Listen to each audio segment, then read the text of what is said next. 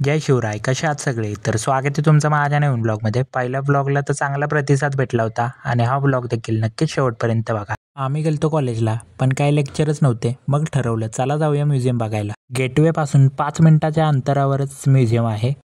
तर मित्रांनो, हे आहे छत्रपती शिवाजी महाराज वस्तू संग्रहालय, ज्याचं पहिले नाव Prince of Wales Museum of Western India होतं, नंतर बदलण्यात आलं. तर इकडे आहे तिकीट काउंटर आणि इकडे बघू शकता सामान कक्ष. आतमध्ये जाण्यासाठी तुम्हाला प्रवेश फी भरावी लागते. आम्ही कॉलेज स्टुडंट असल्यामुळे आमची फी होती 100 आणि इतरांसाठी तब्बल 200 रुपये आहे. हे म्युझियम 3 एकर क्षेत्रामध्ये वसलेलं आहे आणि बागेमध्ये पाम ट्रीज तुम्ही बघू शकता आणि त्याचबरोबर विविध प्रकारची फुले पण दिसून येतील. या म्युझियममध्ये तुम्हाला 50,000 पेक्षा जास्त प्रदर्शने व बाहेरच्या देशातील वस्तू बघायला भेटतील. मूर्तीला आस्था मूर्ती असं म्हटलं जातं.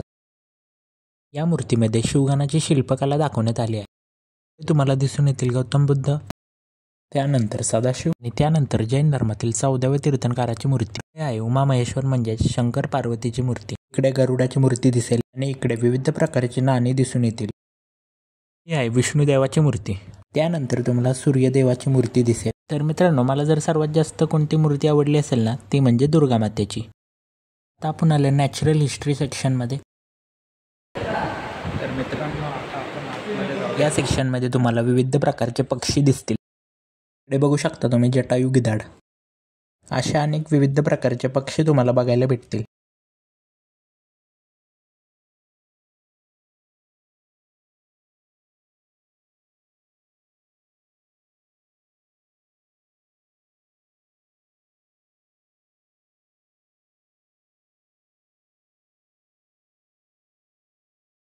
सेक्शनमध्ये तुम्हाला प्राणी बघायला भेटतील आणि यांच्याकडे बघितलं ना एकदम रिअलिस्टिकच वाटतं.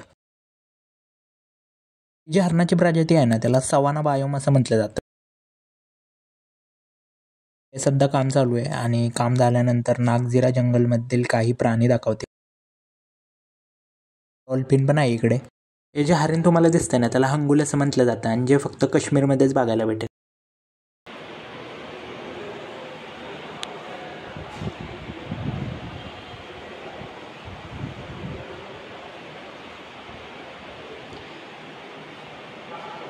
तर तुम्ही बघू शकता सफेद वाघ, शॅटिक लायन.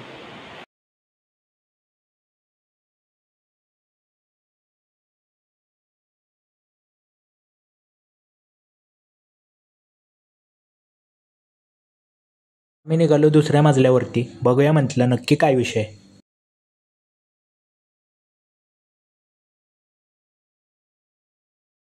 बघू शकता या दगडावरती कशा पद्धतीनं कोरीव काम केले. वॉलवरचं पेंटिंग खरंच भारी होतं. इकडं ब्रिटिशांच्या काळातील एक जहाज दिसलं. तर मित्रांनो, या सेक्शनमध्ये तुम्हाला 90s मधले फोटो दिसून येतील. म्हणजे ज्यावेळेस आपल्यावरती ब्रिटिशांचं राज्य होतं ना, तर त्यावेळेस नेमकी परिस्थिती काय होती हे तुम्हाला नक्कीच इकडे बघितल्यावरती समजेल. तुम्ही बघू शकता त्यावेळेसचे कॅमेरे कसे होते. हे जे काही आपण फोटोज बघतोय ना, त्यावरनं आपण अंदाज बांधू शकतो की ब्रिटिशर्स आपल्यावरती कशा पद्धतीने राज्य करत होते आणि भारतातील लोक त्यांच्या विरुद्धात म्हणजे कसे एकत्र द्यायचे आणि एक मोर्चा काढायचे. तर ते हे सगळं आपल्याला दिसून येईल. नंतर हा छोटा LGचा TV पण आहे. त्यामध्ये म्हणजे दाखवलं गेलं आहे की कशा पद्धतीनं ब्रिटिशर्स आपल्यावरती राज्य करत होते आणि हे जुनी फोटोज आहेत काय, म्हणजे गव्हर्नर कोण असेल त्यावेळेसचे. या सेक्शनमध्ये मी एंटर केलं ना, तेव्हा मला कांतारा मूवी आठवला. कारण की त्यामध्ये म्हणजे साऊथचं कसं पद्धतीने कल्चर दाखवलं ना, तर ते इकडे दिसून येईल तुम्हाला.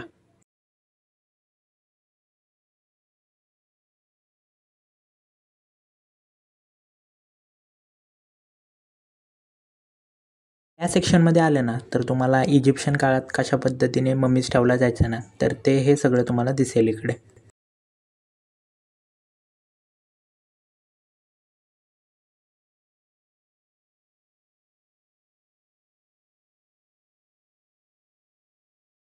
तुम्ही बघू शकता जुन्या काळामध्ये ज्वेलरी कशा पद्धतीची असायची. इकडे काही छोट्या वस्तू आहेत. इकडे तुम्हाला दिसून येईल विविध प्रकारच्या विटा कशा होत्या आणि दगडांची अवजारे पण आहेत. तर तुम्ही बघू शकता तिकडे महाराजांची एक फ्रेम पण होती आणि बघू शकता कशा पद्धतीची ही भव्य इमारत आहे. इकडे आता आपण मिनिएचर पेंटिंग्स बघूया. तर तुम्ही बघू शकता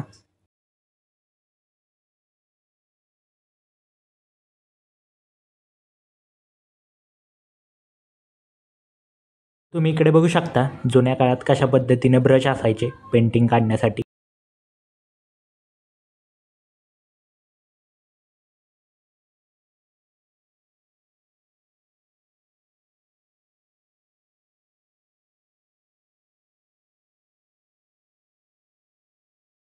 तर तुम्ही बघू शकता इकडे महाराजांचं पेंटिंग पण आहे.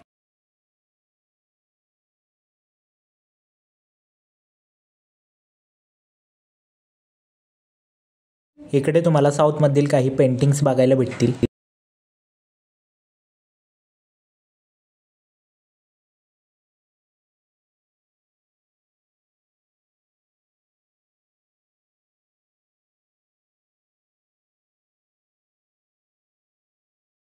इकडे डेकोरेटिव्ह आर्ट गॅलरी आहे. इकडे बघू शकता तुम्ही शिवनटराज याची प्रतिमा. एक व्हिडिओ पण दाखवलाय त्यामुळे आपल्याला समजेल की कशा पद्धतीने या ज्या धातूच्या मूर्त्या आहेत ना त्या बनवल्या जात होत्या. तुम्ही इकडे बघू शकता विविध धातूंची भांडी पण आहेत.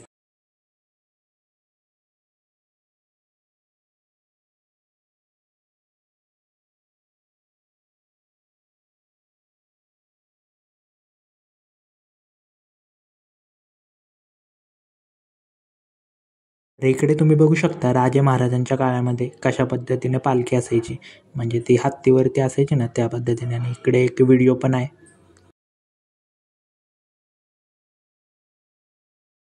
तर आता आपण जाऊया हिमालयन आर्ट गॅलरीमध्ये.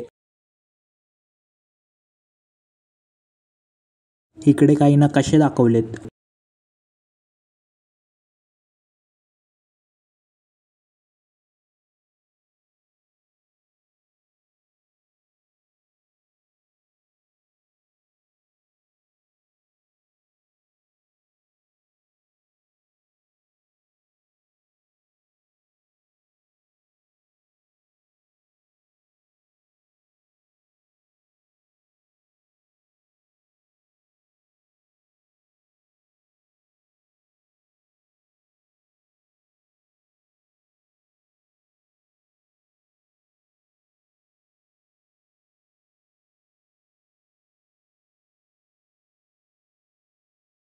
इकडे तुम्हाला विविध प्रकारच्या तलवारी दिसून येतील.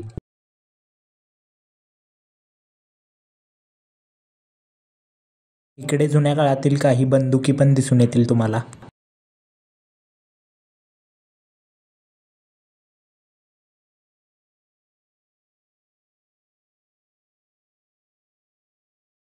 तुम्ही बघू शकता जे युद्ध लढायला जायचे त्या काळात म्हणजे कशा पद्धतीचा त्यांचा पेहराव होता.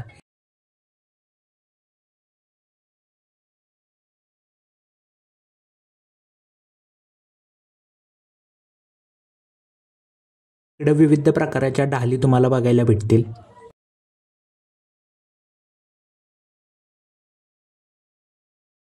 सर्वात महत्त्वाचं काय असेल ना या म्युझियममध्ये आणि जे मला फार आवडले ते म्हणजे बघू शकता तुम्ही महाराजांच्या काळातील जहाजं. त्यानंतर तुम्हाला महाराजांच्या काळातील पेहराव पण दिसून येईल. त्यानंतर इकडे बघू शकता महाराजांची एक प्रतिमा दाखवली आहे तिकडे आणि त्यांची तलवार आणि इकडे काहीतरी अवजारे आहेत जे वापरण्यात येत होते युद्धाच्या काळात. तर तुम्ही बघू शकता इकडे.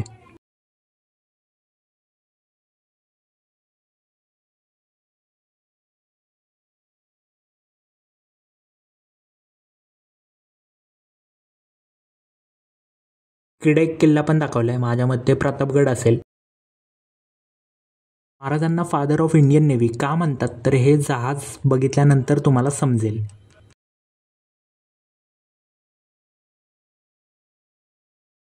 तर या सेक्शनमध्ये तुम्हाला विविध ब्रिटिशकालीन पेंटिंग दाखवण्यात आले आहेत. इकडे ज्या तुम्हाला पेंटिंग दिसतात ना त्या पेंटिंग्समुळे आपल्याला समजेल की कशा पद्धतीने लोकांचं राहणीमान होतं आणि त्यांचं कल्चर पण कसं होतं. या सेक्शनमध्ये आलं ना की तुम्हाला विविध प्रकारची भांडी दिसून येतील. तर तुम्ही बघू शकता इकडे, आणि बाजूला शाळेची मुलं पण आहेत. आता कुठली शाळा आहे ते एवढं काही मी विचारत नाही बसलो.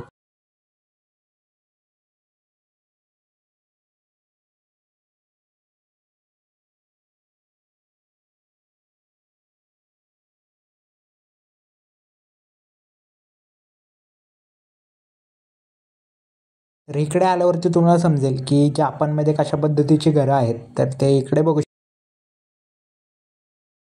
आणि इकडे फर्निचर दाखवण्यात आले, म्हणजे जपान आणि चायनीज लोकांच्या घरी कशा पद्धतीचं फर्निचर असतं आणि फ्लावर पॉट. तर तुम्ही बघू शकता.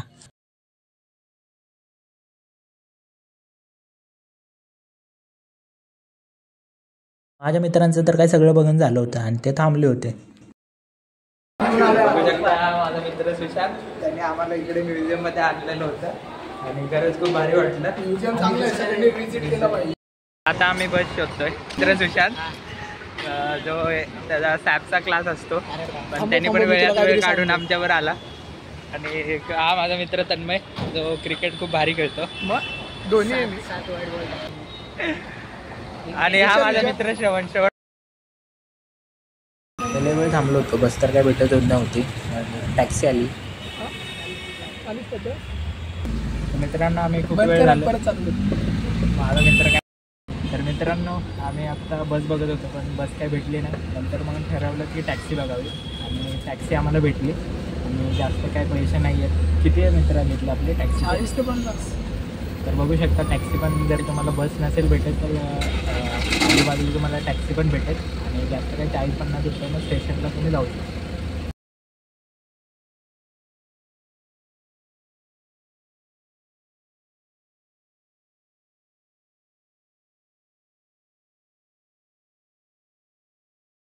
तर मित्रांनो आताच आम्ही म्युझियम फिरून आलो आणि आता घरी चाललोय. मित्रांनो नेक्स्ट ब्लॉग पण लवकरच येईल, तुम्ही नक्कीच तो ब्लॉग पण बघा. आणि जर तुम्हाला हा व्हिडिओ आवडला असेल तर लाईक, शेअर, सबस्क्राईब करा.